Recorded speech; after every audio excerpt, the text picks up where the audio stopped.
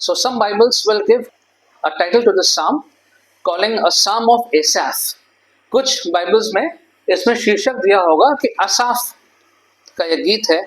And it tells us that this psalm has been written by this great singer and musician of the time of David and Solomon. ये जो भजन है वो एक बहुत बड़े संगीतकार ने लिखा है, भजन लिखने वाले ने लिखा है, जिसका नाम असाफ है. और ये दाऊद और सुलेमान के समय का संगीतकार है. He was, if we can say, a prophet in his musical compositions. जो उसने गीत लिखे उसमें बहुत बड़ा एक व्यक्ति है उस समय का जो गीतों को लिखता था. And this psalm, if you are hearing it, this psalm explores the common human struggle of envying the prosperity of the wicked. ये जो भजन है ये इस बात को देखता है कि हर इंसान में कहीं ना कहीं ये एक संघर्ष होता है कि जो बुरे व्यक्ति हैं, दुष्ट व्यक्ति हैं, वो इतने समृद्ध क्यों हैं. ये सवाल कहीं ना कहीं सबके दिल और दिमाग में कभी ना कभी जरूर आता है.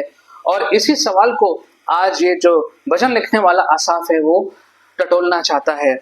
The psalmist initially struggles with the seeming injustice of God in rewarding the wicked while punishing the righteous.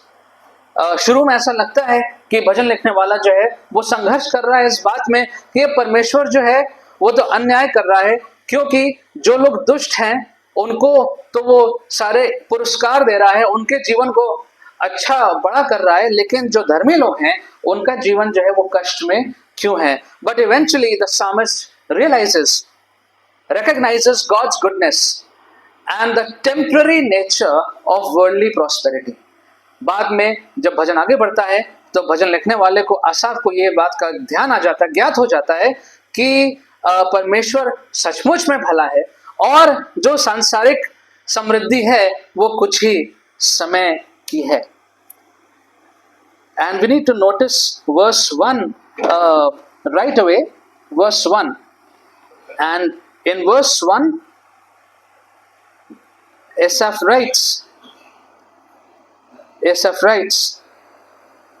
surely God is good to Israel. Surely God is good to Israel. कि वास्तव में सचमुच में परमेश्वर इज़राइल के लिए भला है. Now actually if you see from a literature perspective, then Asaph has given the conclusion right in the beginning. He begins with the conclusion. अगर साहित्य की दृष्टि से देखें तो असाफ ने जो निष्कर्ष है वो सबसे पहले ही रख दिया, बाकी बातें बाद में. निष्कर्ष हमेशा अंत में आता है, conclusion comes at the end, but here the conclusion is given right in the beginning. पहले ही उसने अपने निष्कर्ष को सामने रख दिया है. And after Asaph has gone through a huge struggle of faith, as we can read over here, his conclusion is God is good to Israel. God is good. इतनी सारे संघर्ष से असाफ गुजरा और उसका सबके अंत में उसका निष्कर्ष यही है कि परमेश्वर जो है वो भला है, इज़राइल के लिए भला है. God is good to his chosen people. In today's time, Israel means his chosen people. You and I are his chosen people. आप और मैं उसके चुने हुए लोग हैं. And Asaph is saying, God is good to you and me. आपके और मेरे लिए परमेश्वर भला है. And so, need to begin with a question. एक सवाल के साथ हम आरंभ करेंगे. मैं पूछना चाहूंगा that no matter what physical or spiritual struggles you have gone through or are going through, can you say God is good to me? ना मालूम किस शारीरिक या आत्मिक कठिनाई से, कष्ट से आप गुजर रहे हैं या गुजर चुके हैं, लेकिन क्या आप ये कह सकते हैं कि परमेश्वर मेरे लिए भला है? If you can say that, praise the Lord. अगर आप ये कह सकते हैं आज तो परमेश्वर की स्तुति और धन्यवाद हो. But if you're not sure, then listen what Asaph went through. Read what Asaph went through and how he arrived at the conclusion for which he did not wait to write at the end. He gave the conclusion right in the beginning. और अगर आप sure नहीं है तो फिर असाफ ने क्या कहा, क्या लिखा, उसको ध्यान से हम देखते हैं कि कैसे असाफ ने इस निष्कर्ष पे पहुंच गया कि परमेश्वर भला है, और शुरू में उसने इस बात को लिख दिया, अंत तक का उसने इंतजार नहीं किया.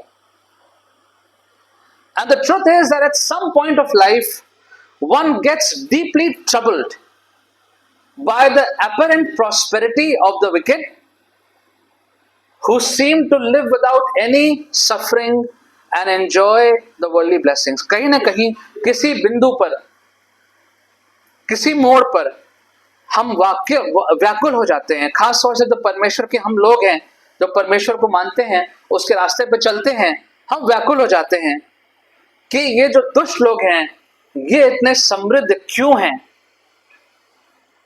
इनके पास कोई कठिनाई क्यों नहीं है, सारी आशीषें इनके पास क्यों हैं, और हम इतनी परेशानियों से क्यों गुजर रहे हैं.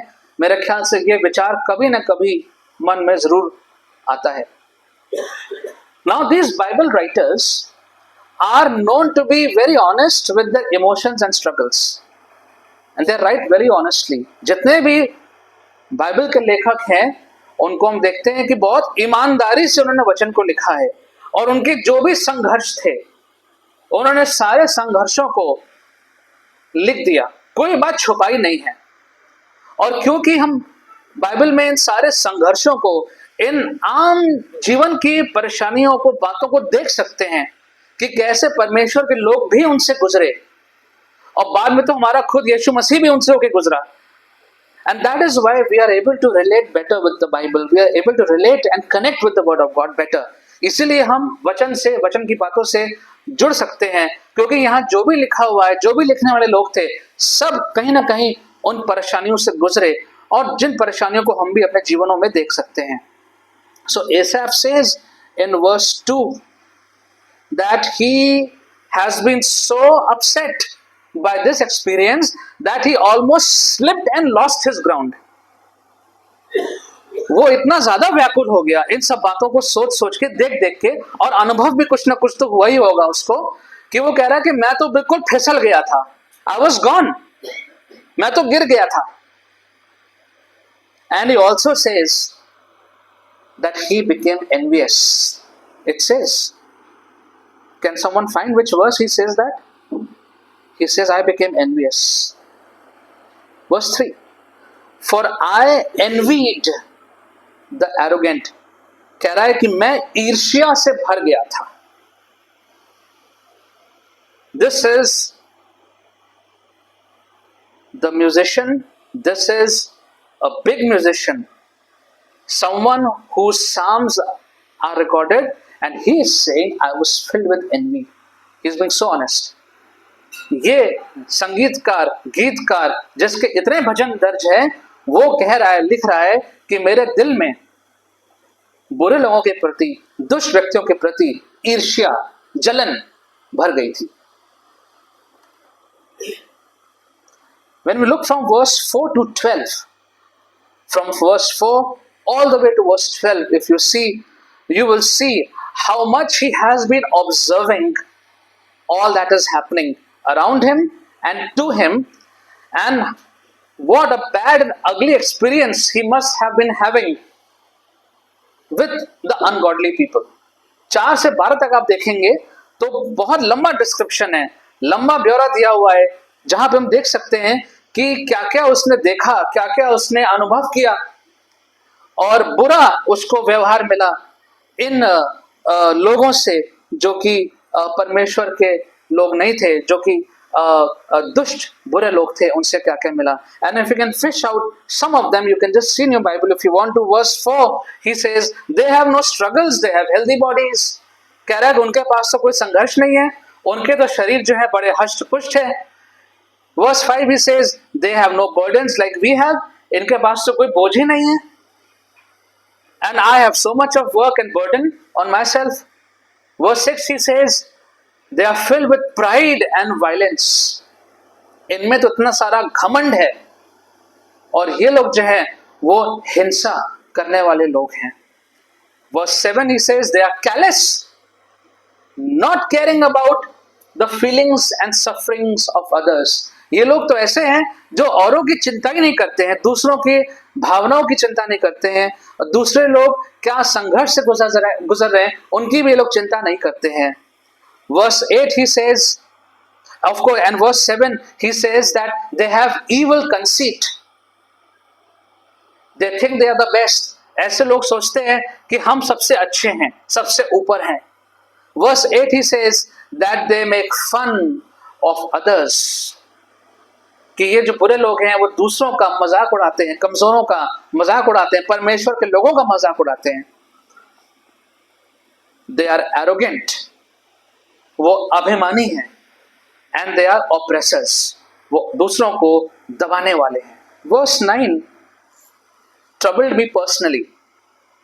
Verse 9 Asaph says, their mouths lay claim to heaven and their tongues take possession of the earth. Their mouths lay claim to heaven. You know, because I am on the social media like many of you, and social media keeps sending you lots of things, lots of people with sermons, people with new ministries, this and that. A lot of my contemporaries I also see. And, you know, people who talk big on the social media, spiritually, लोग जो बड़ी बड़ी बातें करते हैं, they talk godly stuff on the social media. परमेश्वर की बातें बहुत से लोग social media पे करते हैं. They have their pics taken in church campus in these postures, videos. They're kneeling down and there's a picture of them. It's there on the social media. They're raising their hands. There's a picture of them. It's on the social media. And the reality is they're actually very far from God. That's the reality. But these men and women will make such big claims of heaven. They'll talk about God. They'll talk about salvation. But they're far away from the truth. सच्चाई से वो बहुत दूर है. And to be honest, sometimes I do feel like Asaph. And I feel, here we are, you know, working hard on our messages, week after week, reaching out to the people, leading Bible studies, helping people with understanding the scripture, gone through a tough time of studies, and we are nowhere in the picture. Neither we want to be. I am very reluctant to put my picture anywhere, especially in this context. That my picture should be there, and I'm, Pastor Ashish and this and that. I'm very reluctant. And you will not see anyone from Grace Bible Church actually doing that. Never you will see that, never. But I've seen others, and sometimes I get annoyed, angry. Like they're nothing. They have no education. They have not done anything. They have not struggled. And the fan following which these people have, it pinches sometimes, similarly to what Asaph is going through. Verse 10, Asaph continues, the wicked man has associates who are like him. ये जो दुष्ट लोग हैं, इनके जो संगी साथी हैं, वो भी उन्हीं की तरह हैं. So there's a whole bunch of them. Verse 11, these people behave and live a life that is far from God's control. ऐसा जीवन व्यतीत करते हैं जो परमेश्वर के नियंत्रण से बाहर है. They live as if there is no God. ऐसा जीवन व्यतीत करते हैं जैसे मान लें कि परमेश्वर है ही नहीं. And verse 12, they have a carefree life. Their wealth is ever increasing. They have no worries. एक विलासता का जीवन व्यतीत कर रहे हैं, इनकी कोई चिंताएं नहीं है. And all this description Asaph is given from verse 4 to verse 12. And maybe by now, some images in your mind must have come of people in your own context, or maybe in the past. And you realize it happens with all of us. All of us feel like Asaph at some point of time or the other. हम में से हर एक व्यक्ति कभी ना कभी एसाफ की तरह महसूस करता होगा।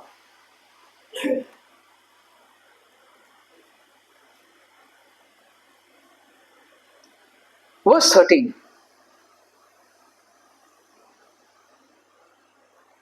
And in verse 13, Asaph says, surely in vain I have kept my heart pure and I washed my hands in innocence. Asaph has come to this point of being so disheartened, discouraged, that he's saying he's now doubting his own faith.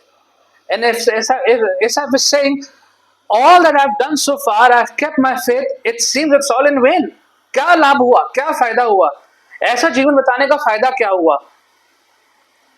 सारे मैंने परमेश्वर के वचन का पालन किया, हर चीज जो वचन में लिखी थी मैंने किया, लेकिन सारी आशीषें तो इन लोगों के पास हैं, सारे जीवन के लुत्फ तो ये लोग उठा रहे हैं, मेरे हिस्से में सिर्फ कठिनाइयां और परेशानियां हैं।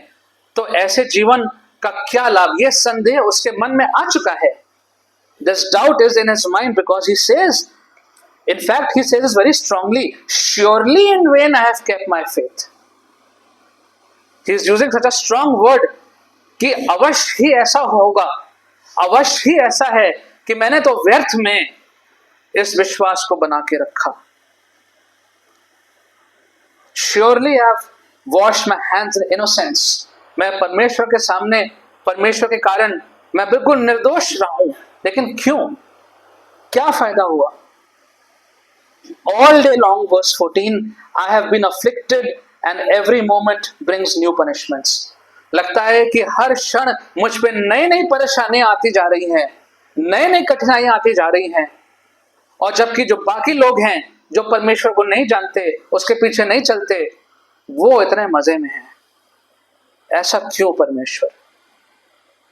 I have kept the Lord's commands. I have been a devout Christian. I go to church and pray regularly. I work hard and earn my livelihood. What is the use? It's all gone in vain. मैं वचन का अध्ययन करता हूँ, मैं Bible study में जाता हूँ, मैं एक अच्छा मसीह हूँ, प्रार्थना करने वाला मसीह हूँ, चर्च जाता हूँ, अपना मेहनत की रोटी से कमाई कमाता हूँ, गलत काम नहीं करता, लेकिन इसका लाभ क्या हुआ? लगता है हर चीज व्यर्थ में है। All the blessings, it seems, are with the ungodly. It appears as if the Lord cares more for the wicked, while his child, me, I'm suffering. ऐसा लगता है कि परमेश्वर का सारा ध्यान, सारा तो इन दुष्टों की तरफ है, और मैं जो परमेश्वर का बच्चा हूं, मेरे पे परमेश्वर का ध्यान थोड़ा कम है, ऐसा प्रतीत होता है।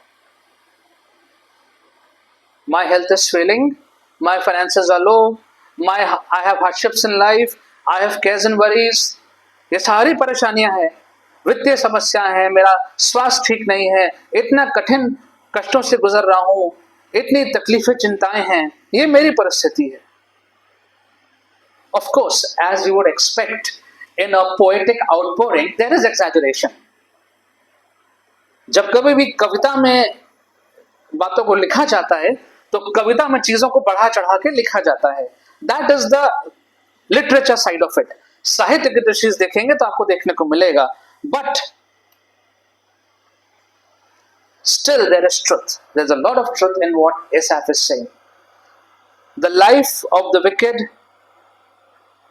is not good as he observed. सच ये है कि अगर हम ध्यान से इसको देखें, क्योंकि एसाफ की बातों को पढ़ के ऐसा लग रहा है कि जो दुष्ट लोग हैं, सारा समृद्धि आशीष उनके पास है, और जो धर्मी लोग हैं उनके पास कुछ भी नहीं है। पढ़ के आपको ऐसा लगेगा अगर आपने ध्यान से इसको पढ़ा है, बट इट्स एग्जैजरेशन। थोड़ा सा बढ़ा चढ़ा के हम देखते हैं इसको साहित्य की दृष्टि से, from a poetic language, because the truth is the life of the wicked is not as good as he observed. देखा जाए जो दुष्ट लोगों का जीवन है वो इतना भी अच्छा नहीं है जितना उसको प्रतीत हुआ। Nor was his life as bad as he felt it to be. ना ही उसका खुद का जीवन इतना बुरा था जैसा उसको महसूस हो रहा था। But yet one cannot deny or contradict the feeling that prompted Asaph to write this psalm. लेकिन जो भावनाएं उसके दिल में थी वो भावनाएं सही थी, इसका हम खंडन नहीं कर रहे हैं। जो भी उसने लिखा अपने दिल से लिखा, जो महसूस कर रहा था वो दिल से महसूस कर रहा था। And in verse 16 he says, Asaph says, when I tried to understand all this, it troubled me deeply. जब मैंने इन सब बातों को समझना चाहा तो मैं और व्याकुल हो गया और उत्पीड़ित हो गया इन सारी बातों को समझने की जब मैंने कोशिश करी। It defies all reasoning. ये सारी बातें तर्क को पीछे छोड़ देती हैं। It is unjust. और देखने से लगता है कि ये अन्याय है। Many people, many Christians continue to live in these circumstances. बहुत से मसीह लोग हैं जो ऐसी परिस्थितियों में ही जीवन जीते रहते हैं, इसके आगे नहीं बढ़ पाते हैं। Some lose their faith in God. कुछ लोग परमेश्वर में अपने विश्वास को खो देते हैं। Some get disappointed. कुछ लोग बिल्कुल निराश हो जाते हैं। And some give up. कुछ लोग जो हैं वो अपनी आशा को प्रभु में छोड़ देते हैं। Thankfully, Asaph continues to write. Asaph ने यहाँ पर भजन को रोका नहीं और Asaph लिखता गया। What did he write? Verse 17 is very crucial. 17वां पद बहुत ही आवश्यक है। Till I entered the sanctuary of God, I was not able to understand all of this. All this was very oppressive to me. It is unjust to me. It is illogical. And I tried to understand everything. It made no sense to me until I stepped into the sanctuary of God. ये सारी बातें का कोई sir पैर नहीं था, कोई तर्क वितर्क नहीं था। इन बातों से मैं रोज रोज पिस रहा था और समझने की कोशिश करी, लेकिन मुझे कुछ भी समझ में नहीं आ रहा था, कोई इसका अर्थ नहीं निकल रहा था, जब तक मैं परमेश्वर के भवन में प्रवेश नहीं कर गया। The crisis seemed to build and build for Asaph until he went into the house of the Lord. ये परिस्थिति उसके जीवन में बढ़ती जा रही थी जब तक कि वो परमेश्वर के भवन में नहीं पहुंच गया। And he gained a perspective on his problems as he never had before. एक ऐसे विचारधारा उसके सामने आई जब वो परमेश्वर के भवन में गया, जैसा उसने पहले कभी सोचा नहीं था। He was able to see things from an eternal viewpoint, and then he understood the whole matter. उसने एक अनंत काल की दृष्टि से, परमेश्वर की दृष्टि से जब इन बातों को देखा, समझा, तब उसको समझ में आया इन सारी बातों का अर्थ क्या है और अंत क्या है। But my dear friends, the solution to this issue of evil around us and evil being healthy and wealthy and happy, this issue is not resolved merely by punishing the wicked. ये जो चारों तरफ बुराई हमारे है और जो बुराई पनपती है, बुराई आगे बढ़ती है, इसका जो समाधान है वो केवल इस चीज में नहीं है कि इनको जो है सजा दे देगा परमेश्वर और सारी बात खत्म हो जाएगी। That's not the solution, only solution. That's not the whole matter. ये पूरी बात नहीं है। Evil itself is the issue over here. जो बुराई है, जो चारों तरफ हम देखते हैं, जिस बुराई की बात असाफ कर रहा है, ये बुराई स्वयं में मुद्दा है। How we respond to evil is the precise issue. और इस बुराई को का प्रत्युत्तर हम क्या देंगे, प्रतिक्रिया हमारी क्या होगी, ये सवाल हमारे सामने वास्तविक सवाल है। A few more questions need to be asked and raised. If evil and wickedness is so bad, if it is so detrimental to the society and to the individual, then why do more and people go for it? Why do more and more people partake in it? अगर ये बुराई इतनी बुरी है, ये दुष्टता इतनी बुरी है और समाज के लिए इतनी बुरी है, हम लोगों के लिए इतनी बुरी है, तो ज्यादा से ज्यादा लोग इतनी बड़ी तादाद में क्यों इसमें भाग लेते हैं? You see, dear friends, evil has a mask. Evil has a mask. दुष्टता के ऊपर एक मुखौटा है. And this mask hides the real face of evil and makes it appealing and justifiable. ये जो मुखौटा है बुराई के ऊपर, ये उसको लुभावना बनाता है और इसको किसी न किसी तरीके से दिखा देता है कि ये न्याय संगत है, ये न्याय है. Small children getting trained in terrorist camps.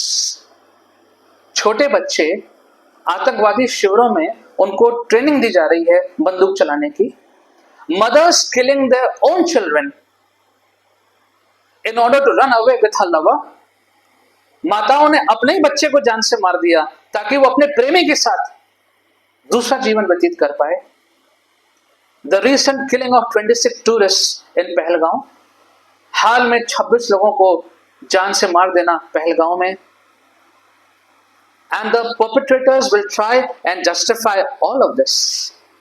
जो भी लोग ये काम करते हैं वो इन सब चीजों को जस्टिफाई कर देंगे, कह देंगे कि नहीं ये सब सही है. They will justify the killing, they will justify the children getting trained in the camps, they will justify the Pahalgam attack, they will justify everything. हर चीज को, सारी बुराई को उस मुखौटे को लगा के वो जस्टिफाई कर देंगे, कह देंगे सही है. Philosophers call it the banality of evil. दर्शन शास्त्री इसको कहेंगे बुराई की तुच्छता. ये बुराई इतनी तुच्छ है कि एक मुखौटा लगा के हमारे सामने आती है और हर चीज अच्छी दिखती है. And friends, that is happening today in our society. You look around but everything has a mask. It's all masked. बुराई किसी को नहीं दिख रही है, ऐसा सबके ऊपर चश्मा चढ़ा हुआ है, एक मुखौटा लगा हुआ है. And how ordinary individuals, not necessarily inherently evil people, can participate or facilitate in evil actions through a lack of critical thinking and a tendency to follow a social order without questioning them. साधारण से लोग, आप जैसे लोग, हम और आप जैसे लोग, पढ़े लिखे लोग, हम लोग बुरे लोग नहीं हैं. We are not evil people. Neither the people outside are evil. You know? अच्छे खासे साधारण लोग हैं, लेकिन हम साधारण लोग भी बुराई में शामिल हो जाते हैं. कभी कभी हम लोग आलोचना तक तरीके से सुनते नहीं है, सोचते नहीं है, और जो समाज कर रहा है हम भी वही करने लगते हैं बगैर कोई सवाल किए, तो हम भी उस बुराई में शामिल हो जाते हैं. I am particular about not throwing things out of my car without a dustbin, but when for some days I did not find a dustbin in my apartment, in my basement, I threw it on the floor. I did that. I regret that. Dustbin रहता था वहां पे, car से निकला, मैंने हमेशा dustbin में डालता हूं. कुछ दिनों से वहां डस्टबिन नहीं था, कार से निकले, कहां फेंके. I got angry. I threw it. I was angry. It was wrong. ये गलत था. I participated in the evil outside. I joined hands with them. मैंने भी वही किया जो बाकी लोग करते हैं.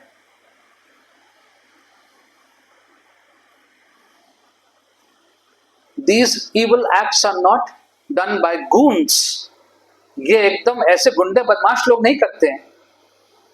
But they are done by normal people overcome by the banality of evil.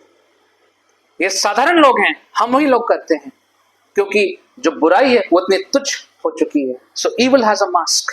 Evil shows heinous crimes as trivial matters. ये जो बुराई है वो इतने संगीन जुर्मों को छोटी सी बात दिखाती है. Someone can commit a murder just to get even.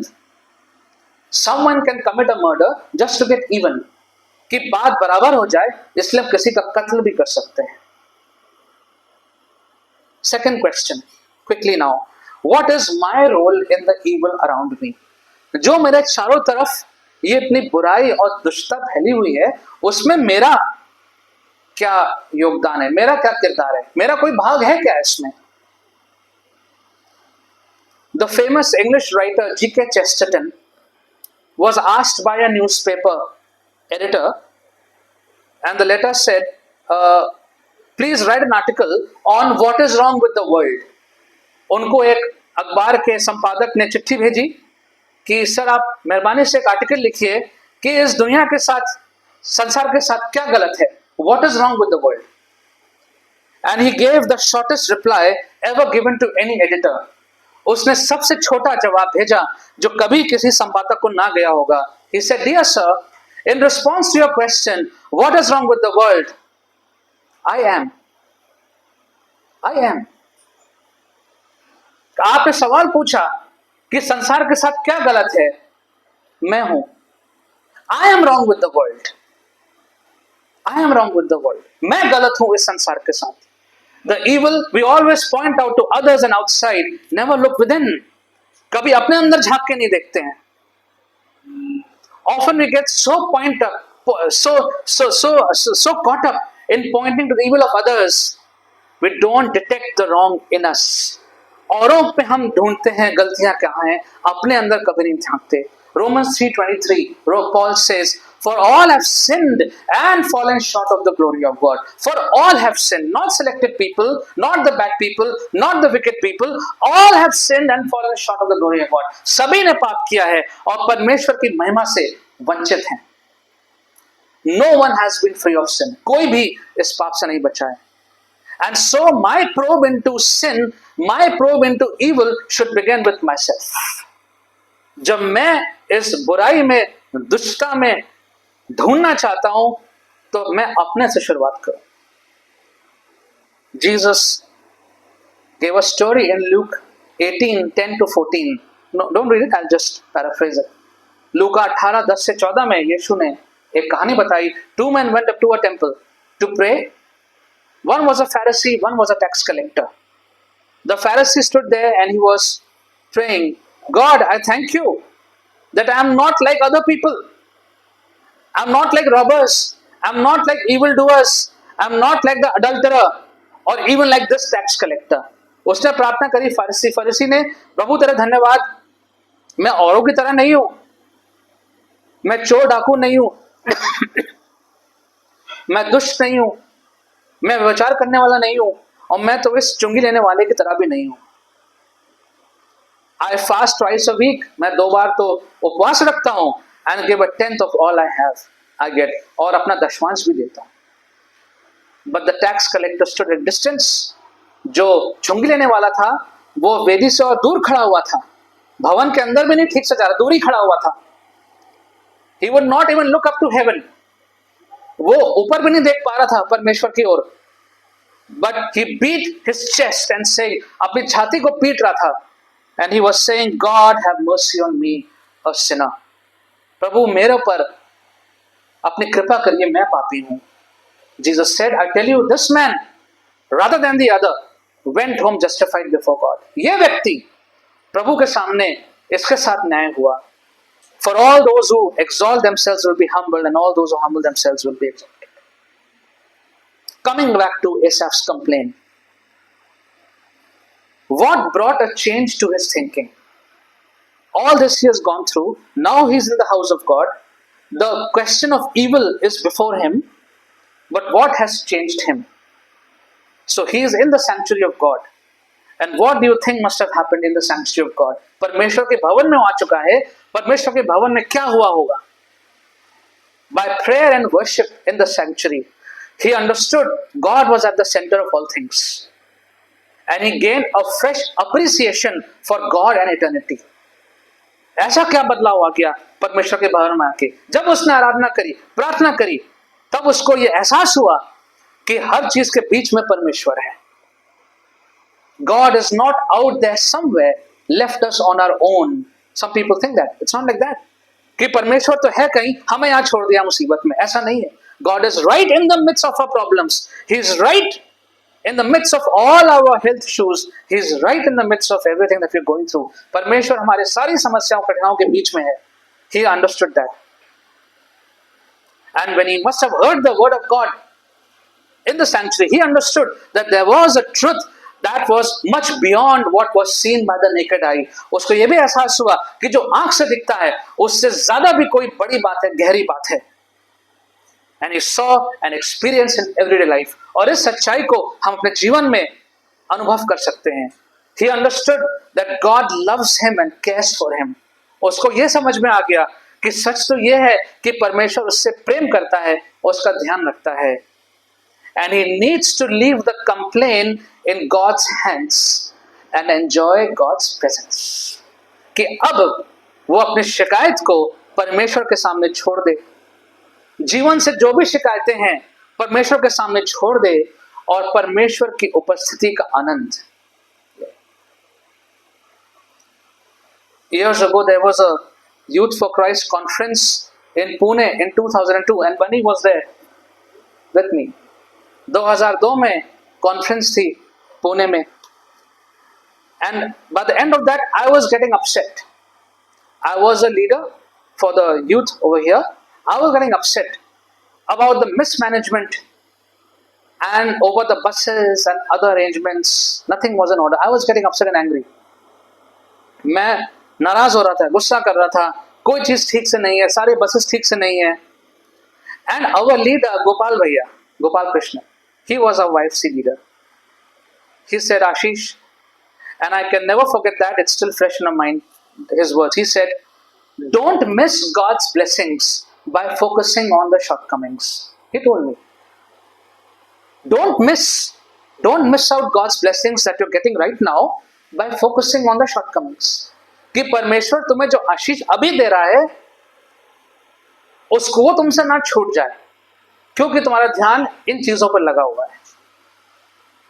And I was very calm after that. और वो सुन के मैं एकदम शांत हो गया. Never forgot that since then. And I think that Asaph found that same thing out after he submitted to God. जब परमेश्वर को उसने भवन में चला गया, अपने आप को, अपने विचारों को, सब बातों को प्रभु के सामने रख दिया, मेरे ख्याल से यही शांति असाफ के दिल दिमाग पर भी आ गई होगी. Asaph's focus is back to himself. अब उसका सारा ध्यान वापस अपनी ओर आ गया है. Verse 21 to 28 if you see. Verse 21 to 28 very quickly. When my heart was grieved and my spirit was embittered, I was senseless. अब सारा ध्यान देखिए उसका अपने ऊपर आ गया है. On himself. I was embittered, I was grieved, I was senseless, I was ignorant, I was a brute beast. Yet I am always with you. You hold me by your right hand. You guide me with your counsel. Whom have I in heaven but you? पूरा ध्यान अब असाफ का अपने ऊपर आ गया है और अब वो केवल अपने और परमेश्वर के रिश्ते को देख रहा है. He is no longer worried about what has happened with him or the people around him. क्या हुआ उसके साथ, किन लोगों ने बुरा किया, भला किया, पूरा ध्यान उसका हट गया है. अब उसका ध्यान प्रभु के ऊपर, अपने ऊपर आ गया है. How did Asaph gather so much confidence to say that he is on the Lord's side? That's what he said. उसको इतना भरोसा एकदम से कैसे आ गया कि वो ये कह रहा है कि मैं प्रभु की ओर हूं. I am on the Lord's side. Because he is a worshipper. He is someone who has a close relationship with God. And that gave him this confidence. So all those who will have a good and a close relationship with God, temporary times, hurdles may come, but eventually the root is strong and there's a comeback. And Asaph was able to come back. But for those who are not close to God, in truth, in spirit, they will get washed away. They will get washed away by the tide of time. They'll get washed away by the philosophies of this world. जो दुनिया के तौर तरीके हैं, जो समय, उसके साथ वो बह जाएंगे. क्यों? क्योंकि उनकी जड़ है वो प्रभु के साथ गहरे संबंध में नहीं है. Asaph came back and he realized, Lord, no matter what has happened with me, I don't care. I know I'm with you. I know you are with me. That's all I care about. मेरे साथ जो भी हुआ, जैसा भी हुआ, इतनी बुराई हुई, लेकिन प्रभु तू मेरे साथ है, मैं तेरे साथ हूं, मुझे और कुछ नहीं चाहिए. He understood the final destiny of the evil people, that is okay. But he more importantly understands that he is special to God. ये तो समझा ही उसने कि इन लोगों का क्या होगा, दुष्ट लोगों का, वो तो बात की बात है, लेकिन ये समझा उसने कि वो बहुत खास है, विशेष है परमेश्वर के लिए. ये बात ज्यादा आवश्यक थी. This was more important. Verse 26, beautifully, very beautiful, he says, my flesh and my heart may fail, but God is the strength of my heart. ये हिंदी में क्या कोई पढ़ देगा? 26वां पद कोई पढ़ पाएगा? चाहे मेरा शरीर और मन दोनों हताश हो जाएं, फिर भी परमेश्वर सदा के लिए मेरे हृदय की टकरान और चाहे मेरा मन, मेरा शरीर दोनों हताश हो जाएं, let my body fail, let me not get healed, he is saying, ना मिले मुझे चंगाई, let me be crushed in my spirit, let me fail, let all of this fail, ये सब चीजें असफल हो जाएं, मैं फेल हो जाऊं, but God is the strength of my life. फिर भी मेरे जीवन का जो सामर्थ्य है, जो ताकत है, वो परमेश्वर. That's a very big thing Asaph has said. बहुत बड़ी बात असाफ ने कही है. My flesh, my heart may fail. मेरा शरीर, मेरी आत्मा जो है वो फेल हो जाए, असफल हो जाए, लेकिन फिर भी परमेश्वर मेरे हृदय का सामर्थ्य रहेगा. So my dear friends, remember that when we're going through difficult circumstances, going through struggles, remember that we can find the right way only when we are with the Lord. Apart from the Lord, we find nothing. परमेश्वर के बगैर हमें कुछ नहीं प्राप्त होगा. We will find some temporary solutions here and there, worldly advice, but it will not take us far. हम ज़्यादा दूर नहीं जा पाएंगे. अपने परेशानियों में, संघर्षों में परमेश्वर के साथ बने रहना बहुत आवश्यक है. Remember, very important, our Lord is not the father of the ungodly, but only of the godly. Yes, he is creator to all. वो सृष्टि करने वाला वो सबका है, undeniable. But our heavenly Father is not the heavenly Father of the ungodly. He is only the heavenly Father of the godly. हमारा परमेश्वर जो है वो सिर्फ परमेश्वर के लोगों का, जो प्रभु में विश्वास करते हैं, उनका ही पिता है. अविश्वासियों का, दुष्ट लोगों का पिता हमारा परमेश्वर नहीं है. Jesus said very clearly to the Pharisee, you belong to your father the devil. यीशु ने कहा था, फरीसी से कहा था कि तुम्हारा पिता जो है वो शैतान है. So difference is very clear. Let us never put ourselves in the same boat as the ungodly. There's a huge difference. We are special, we are chosen ones, we'll always be special, even though we may go through difficult circumstances. हमेशा याद रखें कि हम चुने हुए लोग हैं, अलग हैं, विशेष हैं. हमारा पिता स्वर्गीय पिता है, और भले ही हमें लगे कि दुष्ट लोग भी उसी प्रकार से आशीषित हैं, हमसे आगे हैं, लेकिन प्रभु का हाथ उनके ऊपर नहीं है. God's blessing is not on them. Even if you feel weak, heavy laden, spiritually drained out, remember, still God is the strength of my life. आपको लगे कि शरीर आपका साथ छोड़ रहा है, आत्मा में आप दुखी हैं, फिर भी जान लें कि परमेश्वर हमारा सामर्थ्य है. Let us not miss God's blessings by worrying about many things. परमेश्वर के आशीष से हम वंचित ना रह जाएं, बहुत सी बातों के बारे में व्याकुल रह के. आइए हम प्रार्थना करें. Father, we thank you that your word is so beautiful, and so beautifully today you have shown us that you eventually are our heavenly Father. You are only our heavenly Father, and you will take care of us. You take care of us no matter what circumstances we go through. प्रभु जी, चाहे जिन परिस्थितियों से हम गुजरे, आप हमारे स्वर्गीय पिता हैं. Help us, Lord, not to worry so much about and get upset about the wrongs done to us. Help us, Lord, not to get angered and envy these things, but to remain with you in your presence and enjoy your presence. प्रभु, इन चीज़ों से हम ईर्ष्या में ना पड़ जाएं, दुखी ना हो जाएं, व्याकुल ना हो जाएं, लेकिन आपकी उपस्थिति में बने रहें और आपकी आशीष को हम अनुभव करते रहें, प्राप्त करते रहें. Help us, Lord, to know that God is the strength of my life. हम इस बात को जान लें कि परमेश्वर हमारे जीवन का सामर्थ्य है. In Jesus' name we pray.